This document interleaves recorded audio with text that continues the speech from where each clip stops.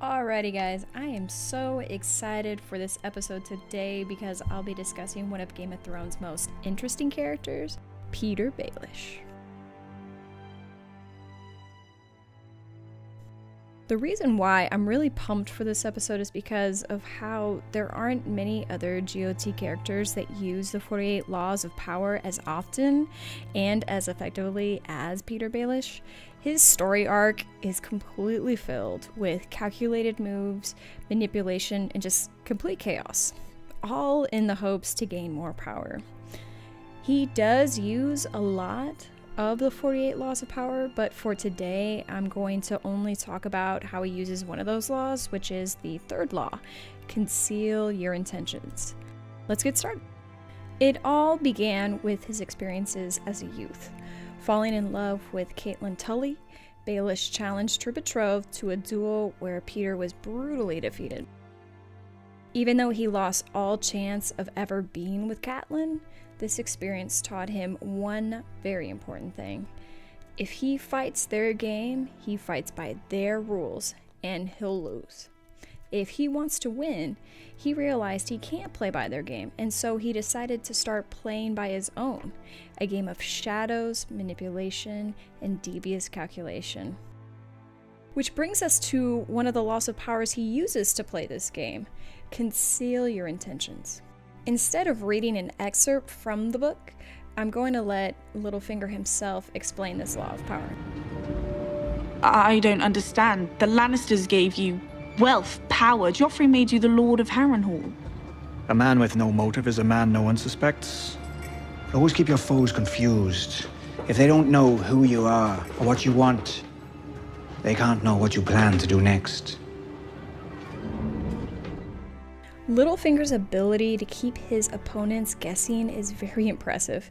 He'll even go so far as to make moves that, on the surface level, appear to work against himself, just to keep his enemies completely confused. Though he is a great example of this law, Baelish is also a great example of why this law is so damn important. If characters aren't able to properly identify their enemies, characters violate this law very easily. And this is something Littlefinger ultimately does in the show, resulting in his own death. Season 7 of the show has definitely been an interesting watch. It has departed from a bit of the original style of storytelling as compared to the earlier seasons, but there are some great, memorable scenes that'll be hard for me to forget. One of those being Petyr Baelish's death.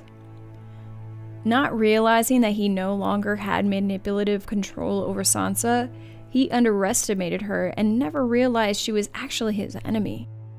By telling her his intentions, she used this information along with what she already knew about Littlefinger to predict his next moves and beat him at his own game. Analyzing this specific Littlefinger story arc in a way explains a more meta belief, something he specifically brings up in the show actually. Knowledge is power.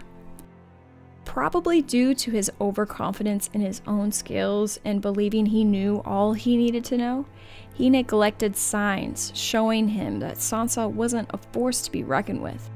Him guiding and teaching her how to play the game may have ultimately resulted in his own demise. But can you blame her? After what he did, are you surprised she really turned on him?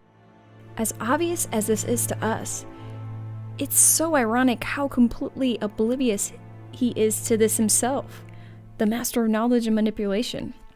But I guess that goes to show that as smart and savvy as one might be, our hubris can be our downfall.